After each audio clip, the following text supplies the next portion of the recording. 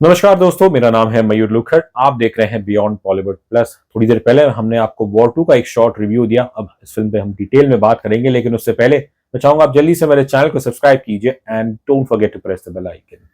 War 2 starring Hrithik Roshan उनके साथ इस फ्रेंचाइज से जुड़ गए junior NTR, Kiara Advani and also director Ayan Mukherjee. जैसा हम सब जानते हैं कि पहली वॉर फिल्म 2019 में आई थी, काफी सक्सेसफुल फिल्म थी। उसे डायरेक्ट किया था सिद्धार्थ आनंद ने, who then went on to direct another blockbuster for YRF in Pathan. लेकिन वॉर 2 के लिए प्रोड्यूसर आदित्य चोपड़ा उन्होंने लिया ब्रह्मास्त्र के डायरेक्टर अयान मुखर्जी को। स्टोरी क्रेडिट्स में यहाँ पे आदित्य चोपड़ा के नाम पे स्टोरी है। स्क्रीन प्ले क्रेडिट्स में फेमिलियर नेम्स है, जिसमें प्रमुख है Shridhar Raghavan and dialogue writing में है यहाँ अब्बास टायर वाला। देखिए, कहाँ से शुरू करूँ समझ नहीं आ रहा, बिकॉज फिल्म में खामियां इतनी हैं। And to be honest, film का जब टीजर ट्रेलर आया था वहीं से क्रिटिसिज्म चालू हो गई थी, क्योंकि फिल्म के टीजर ट्रेलर में हमने देखा कि किस तरह ये मेंशन किया गया कि ये एक इंडिपेंडेंस डे पे रिलीज हो रही है, जबकि फिल्म रिलीज होने वाली थी 14 अगस्त को, यानी कि आज। और जैसा कि हम सब जानते हैं, 14 अगस्त को तो भारत का नहीं बल्कि हमारे राइवल नेशन पाकिस्तान का इंडिपेंडेंस डे है। और उस दौरान काफ़ी ट्रोलिंग की गई इस वायरएफ की, प्रोड्यूसर्स की और डायरेक्टर अयान मुखर्जी की। देखिए, इन माय जर्नलिज्म करियर, जब कोई एक फिल्म के रिलीज के बारे में हम लिखते हैं, यदि अगर वो किसी त्योहार या जैसे इंडिपेंडेंस के दौरान रिलीज हो रही है, तो फिर you use the word independence week release या दिवाली वीक रिलीज। लेकिन हैरानी की बात है, यहाँ पे ना ही डायरेक्टर अयान मुखर्जी, ना ही प्रोड्यूसर आदित्य चोपड़ा या फिर इवन वायरएफ की मार्केटिंग टीम, किसी ने भी एक बार ये बुद्धि लगा के नहीं सोचा कि काश हम अपने ट्रेलर में बस यूं मेंशन कर देते थे इंडिपेंडेंस वीक रिलीज, या फिर there was no need to even to be honest mention anything about independence, because आपकी फिल्म तो 14 अगस्त को रिलीज हो रही है। अगर फिल्म अच्छी होती तो फिर ये एक छोटी सी खामी रहती, मेरे ख्याल से लोग इसे भूल भी जाते थे। लेकिन दुर्भाग्य से ये फिल्म बिल्कुल अच्छी नहीं बनी है, बल्कि to be honest I think it is 2025 की ये अब तक की सबसे खराब फिल्म है। And undoubtedly War 2 is the worst film in the YRF spy universe। कहानी बस वही घिसी पिटी कहानी जो सेंटर्स अराउंड रोग रॉ एजेंट। यही पैतरा हम वॉर में देख चुके हैं। We also saw the same thing in Pathaan. और टाइगर 3 में आप देखें कि उसके क्लाइमैक्स में भी कुछ ऐसे ही था, अदला बदली हुई थी। हमारे लोग दुश्मन के साथ निकले। तो फिर आई रियली कांट हेल्प कि ये YRF स्पाई एक्शन यूनिवर्स में why can't people think of fresh ideas ना। डेफिनेटली आपको स्पाई एक्शन यूनिवर्स एक बड़ी आपकी फ्रेंचाइज है, उसे आपको बढ़ाना है, लेकिन स्टोरी में आप क्यों कुछ फ्रेशनेस नहीं ला पाते हैं। अब वॉर 2 में भी बस वही है, जैसे कि कोई यहाँ पे एक रोग रॉ एजेंट, एक म्यूजिकल चेयर जैसा चल रहा है। फिल्म की शुरुआत में आप देखेंगे तो ऐसा लगेगा कि यहाँ पे जो मुख्य किरदार है कबीर ऋतिक रोशन की, अब वो रोग रॉ एजेंट बन गए। और फिर आगे जाके हमें पता चलता है कि जो दूसरे इसमें कैरेक्टर है Vikram, that's played bye junior NTR, कि अब वो रोग हो गए हैं। देखिए, मेरा मानना है कि I think YRF really needs to get out of this rogue रॉ एजेंट स्लैश सोल्जर सिंड्रोम। कहानी में कोई फ्रेशनेस नहीं, और स्क्रीन प्ले भी मैं कहूँ बहुत ही बेहद कमजोर, बेहद ही बेकार, काफी इलॉजिकल चीजें भी हैं। और इट जस्ट बीट्स कि जब आपके पास कोई दमदार स्टोरी थी नहीं, तो बस इस फिल्म बनाने का मकसद क्या था। I mean yes, junior NTR after the success of RRR he was bound to be wooed by Bollywood. अब उन्होंने क्या सोच के वॉर 2 को अपनी डेब्यू हिंदी फिल्म चूज किया, ये तो अब वही बता पाएंगे। लेकिन दुर्भाग्य से जैसी ये फिल्म निकल के आई है, तो आई फेयर कि यहाँ पे एनटीआर उनका बॉलीवुड डेब्यू वो भी एक डिजास्टर ही होने वाला है। फिल्म का जो एक कॉमन थीम है, बार बार आप it is literally hammered down in your conscience, वो है इंडिया फर्स्ट, इंडिया फर्स्ट। और लेकिन मेरा मानना है कि आप सिनेमा बना रहे हो, आपकी देशभक्ति सही है, और सिनेमा में तो सबसे पहले ऑडियंस फर्स्ट आता है। और दुर्भाग्य से जिस तरह की बेतुकी वही घिसी पिटी कहानी लिखी गई है, स्क्रीन प्ले एकदम कमजोर है। तो यहाँ पे तो प्रोड्यूसर आदित्य चोपड़ा, अयान मुखर्जी, उन्होंने ऑडियंस के बारे में तो बिल्कुल सोचा ही नहीं। अब इस फिल्म में बस कुछ नया चीज अगर थोड़ी बहुत देखने को मिलती है, तो वो है एक नया कार्टेल, जिसका नाम दिया गया है काली कार्टेल। अब इसके अंदर शुरू में बस आप एक चेहरा देखते हैं, this one character called Gautam Gulati, जो देखने में looks like a very poor cheap version of Makarand Deshpande. अब ये जो कार्टेल है, दरअसल आधे आधे से ज़्यादा लोग इसमें गुमनाम हैं, लेकिन कहा जाता है कि ये है कि this cartel comprises of some businessmen, politicians, and ex-military personnel. और इसके मिक्स में आप देखते हैं कि there are people from China, या पीपल, वन फ्रॉम पाकिस्तान, एक बांग्लादेश से है, म्यांमार से, तो मोस्टली हमारे जो नेबरिंग कंट्रीज है जिनके साथ हमारे रिलेशन अक्सर कुछ खास नहीं रहते हैं। और इनका मकसद क्या है? बस देखिए, हिंदुस्तान पे राज करना। अब जैसा ये इसका वर्णन बताया गया है, डिस्क्रिप्शन ऑफ द पीपल जो इस कार्टेल में है, मेरे ख्याल से इसमें हमें बॉलीवुड को भी जोड़ देना चाहिए था, बिकॉज पिछले 6-7 साल में तो कई बार ऐसा लगता है कि बॉलीवुड एक सेल्फ डिस्ट्रक्टिव पाथ पे है, वो भारतीय सिनेमा को बर्बाद करना चाहता है। और just because of the kind of poor films they are making, और अगर आपके पास कोई फ्रेश आइडिया नहीं है तो फिर आप क्या तमाशा क्रिएट करते हो in the name of spy action universe. जरा सोचिएगा कि इस फिल्म को मल्टीपल लोकेशन में शूट किया गया है। क्लाइमैक्स इसका बोलते हैं डावोस में शूटिंग किया गया है, स्विट्जरलैंड में। और सोचिएगा कि क्लाइमैक्स में आप कुछ ऐसा दिखा रहे हो कि भारतीय प्राइम मिनिस्टर, उसकी जान खतरे में। जस्ट इमेजिन कि यदि अगर कोई एक हेड ऑफ स्टेट किसी फॉरेन कंट्री में उसकी सिक्योरिटी कॉम्प्रोमाइज हो जाती तो कितनी बदनामी होती है उस होस्ट नेशन की। ये तो अच्छी बात है कि ये जितने भी फॉरेन लोकेशन में जाके शूट करते हैं ऐसी फिल्में, आई एम श्योर वहाँ की जो लोकल पॉपुलेशन है, they don't really care about Indian cinema and specially Bollywood. क्योंकि यदि अगर वहाँ के लोकल लोग भी ऐसी फिल्म देखने लगे तो उन्हें बुरा लगेगा कि भाई आप हमारे देश में आते हो, सब्सिडीज लेते हो, शूट करते हो, और फिर अपनी फिल्म में दिखा देते हो कि भाई हमारा देश तो बिल्कुल सुरक्षित है ही नहीं।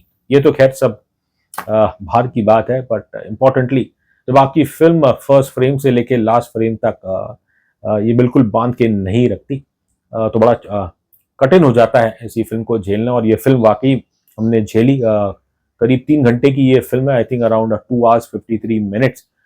It feels really long, exhausting, और मतलब स्क्रीन प्ले इतना बुरा है कि ऐसा लगता है कि सीन्स एक सीन्स भी ढंग के लिखे नहीं गए। There are too many scenes to be honest, और अगर आप ध्यान नहीं देंगे तो आप थोड़ा कंफ्यूज भी हो जाएंगे। स्क्रीन प्ले के लिए ऑब्वियसली पहले दोषी हैं प्रोड्यूसर आदित्य चोपड़ा, फिर श्रीधर राघवन जिन्होंने स्क्रीन प्ले लिखा है, और even Abbas Tyrewala will have to take the flag. देखिए, इट्स एविडेंटली क्लियर कि यहाँ पे वाईआरएफ के पास कोई कॉन्क्रीट कोई स्टोरी थी नहीं। मे बी शायद ये कारण हो सकता है कि सिद्धार्थ आनंद नहीं जुड़े वॉर 2 के साथ, एंड इसलिए अयान मुखर्जी को बुलाया गया। अयान मुखर्जी, उनका भी कोई ट्रैक रिकॉर्ड इतना कुछ खास नहीं, हाँ 1-2 फिल्में उन्होंने ठीक ठाक दी है। बट जब मैं ऐसी फिल्में देखता हूँ, इस टाइप का स्क्रीन प्ले देखता हूँ, और you are stuck on to this internal अंदरूनी एनिमी। और बस या तो आप ये मान लीजिएगा कि जैसे कि जो हमारे राइटर्स हैं, हमारे प्रोड्यूसर्स हैं, कि उनकी नॉलेज बहुत लिमिटेड है, या हकीकत में तो उन्हें पता ही नहीं जियो पॉलिटिक्स और स्पेशली जो ये स्पाई एक्शन की जो दुनिया है, या स्पाई वर्ल्ड की जो दुनिया है। आप केवल गूगल से न्यूज़ पढ़ के कोई सीन को आप अपनी फिल्म में अडेप्ट नहीं कर सकते हो। मतलब जैसे इस फिल्म के अंदर एक ऐसा सीन है जो कि basically introduction scene of Vikram NTR का, जहाँ वो एक कोई शिप है जहाँ पे कोई इंडियन क्रू को हॉस्टेज कर रखा है, और उसको बचाने के लिए हमारे विक्रम साहब जाते हैं, और इफ आई रिकलेक्ट करेक्टली पूरा डिस्ट्रक्शन कर देते हैं। लेकिन जो हॉस्टेज थे वो तो मेरे ख्याल से दिखाया नहीं इन्होंने कि उन्हें कैसे निकाला। तो that's the kind of level of, I would say, loose ends इसके स्क्रीन प्ले में फरवर के छुपे हुए हैं। अभिनय की ना क्या कहूँ मैं, बस ऋतिक रोशन 25 साल हो गए उन्हें बॉलीवुड में, और I think we have seen over the last 2-3 films उनकी एक फटीगनेस, उनके चेहरे में वो एनर्जी अब रही नहीं। And even in terms of action आप देखेंगे, जो ओपनिंग एक्शन सीक्वेंस है, जापान में आपने कहीं शूट किया गया और आप जाके जापानी लोगों को मार रहे हो, तलवारों से लड़ रहे हो, लेकिन जैसे ही ऋतिक फाइट करना चालू करते हैं तो बस कैमरा स्लोमो हो जाता है, और बस वो बेचारे काजल मोदी की तरह कटने के लिए आ जाते हैं। एंड फिल्म में ऑब्वियसली कुछ ओवर द टॉप एक्शन भी है, प्लेन के ऊपर करना, ट्रेन के ऊपर करना, जहाँ पे ऑब्वियसली लॉजिक, साइंस, वेलोसिटी, इन सब चीज़ का कोई ध्यान रखा नहीं गया है। ऋतिक मोस्टली ऐसा लग रहा है कि बस एक जगह पे खड़े हुए हैं और उनके इर्द गिर्द लोग आके गिर रहे हैं, कट रहे हैं। परफॉर्मेंस वाइज भी आप देखें तो जब कैरेक्टर ही इतना कुछ खास लिखा नहीं गया, हाँ हाँ, कुछ जगहों पे जाकर जहाँ पर आपको ऐसा लग रहा है कि शायद ऋतिक कबीर नेगेटिव हो गया, उन जगहों पे थोड़ा बहुत कन्विंसिंग लगते हैं। But overall I would say that Hrithik Roshan is just not the same force.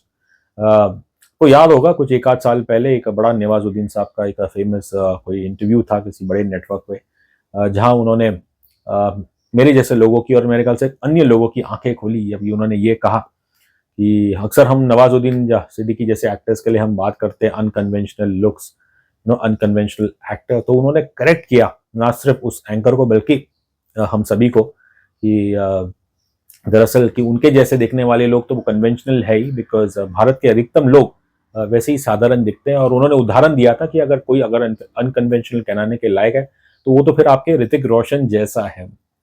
Obviously I am not trying to draw any connection over here, but maybe शायद इस नवाजुद्दीन सिद्दीकी के इस बात के बाद suddenly I felt yes a sense of relief, because इतने सालों से हम जो अपने हीरोज थे very good looking, fair, tall, handsome, body built up, उनकी ओर हम देखते थे।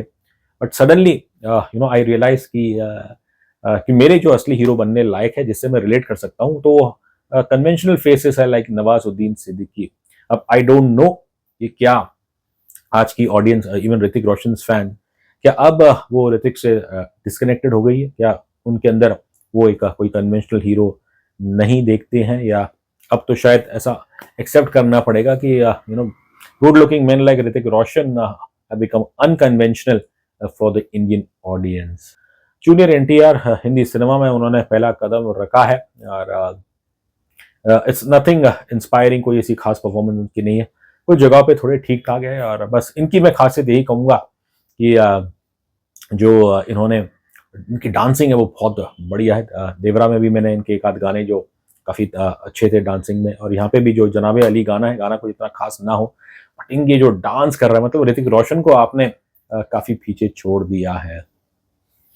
लॉजिक की हम बात करते हैं तो फिर इस दोनों किरदार की, कबीर और विक्रम की, एक बैक स्टोरी भी दिखाई है जो इफ आई एम करेक्ट 1999 दिखाया गया। अब सोचेगा 1999 और अब हम 2025 में, ये फिल्म शायद शूट हुई होगी 2023 या 2024 में। तो फिर भी लेकिन आप जब कैमरे पे देखते हैं कि दो लड़के जो 1999 में दे वर टीन्स, और अब देन आज की तारीख में आप देखते हैं कि they go on to play या those characters are now played by Hrithik Roshan and junior NTR. लेकिन Hrithik doesn't look like someone who's probably like 30-35 years old. असल जिंदगी में वो 50 साल के हो चुके हैं। जूनियर एनटीआर ऑब्वियसली इस रोल के लिए उन्होंने बॉडी शॉडी बनाई है, वेट लूज किया है, वो सब ठीक है, लेकिन बतौर एज एन एक्टर वो भी मुझे यहाँ पे कुछ खास नहीं लगे। कियारा आडवाणी उनका इस फ्रेंचाइज के साथ जुड़ना अभी एक एकेडमिक ही कहूँगा। अब देखिएगा कि उनके पिता कर्नल लूथरा आशुतोष राणा जो रिकरिंग कैरेक्टर है फ्रॉम द फर्स्ट फिल्म, और उनकी मौत हो जाती है। उसके बाद this girl wants to avenge because Kabir ने ही मारा था उन्हें। I don't want to reveal much, लेकिन फिर हम देखते हैं कि there is a little bit of mourning, और अपनी मर्जी से ये रॉ में घुस जाती है। और अब रॉ के चीफ यहाँ पे बने हैं colonel Kaul, that's played by Anil Kapoor. अब सोचते हैं कि भाई क्या रॉ में अपनी मर्जी से कोई घुस सकता है या किसी को इन्फ्लुएंस कर सकता है, मतलब गवर्नमेंट प्रोसीजर्स, सिलेक्शन प्रोसीजर्स, उन सब चीज़ों के बारे में कुछ सोचा नहीं गया है। क्या कियारा का जो किरदार है सेकेंड हाफ में आप देखते हैं कि सडनली आप देखते हो कि she is romancing with Hrithik Roshan. Fortunately वो जो सीन्स थे वो जब ऋतिक रोशन पढ़ाई कर रहे थे या ट्रेनिंग कर रहे थे एग्जामिनेशंस की आर्मी के लिए, उस दौरान के हैं। तो basically she was the initial love interest of Kabir, but देश के बाद से कबीर उन्होंने अपनी पर्सनल लाइफ त्याग दी थी, he didn't get married. Kiara का बस यही है कि हाँ आपने एक मोटो तो दे दिया उनके किरदार को, लेकिन सेकंड हाफ में वो आती है, ऋतिक रोशन के साथ नाच गाना करती है, बिकिनी शॉ सीन्स है जो कि मेरे ख्याल से काफ़ी दर्शकों को पसंद आएंगे, लेकिन मुझे तो उस पर कोई प्रभावित नहीं होता है। और उनकी भी कुछ यहाँ पे मेरे ख्याल से खास परफॉर्मेंस नहीं है। ये किरदार को मैं देखता हूँ तो ऐसा लगता है कि मे बी शायद ओरिजिनल स्टोरी का पार्ट नहीं था, but now that you decided to have a heroine, और ये इसलिए आपको कियारा को अपने लिया, और फिर because it's a new face तो इसलिए आपको उनके लिए एक स्टोरी लाइन क्रिएट करनी पड़ी। म्यूजिक कुछ इतना खास है नहीं। हाँ, जो जनाब अली सॉन्ग है उसमें कोरियोग्राफी बहुत अच्छी है। जब आप विदेश के मल्टीपल लोकेशन में शूट करोगे तो ऑब्वियसली उनकी एक अपनी विजुअल अपील तो रहेगी। पर जिस फ्रेंचाइज जिस फिल्म के अंदर जिसका उद्देश्य बार बार इंडिया फर्स्ट है, तो वही सोचता हूँ कि भैया आपको क्यों इतनी सारी विदेशी कंट्री जाने की जरूरत है।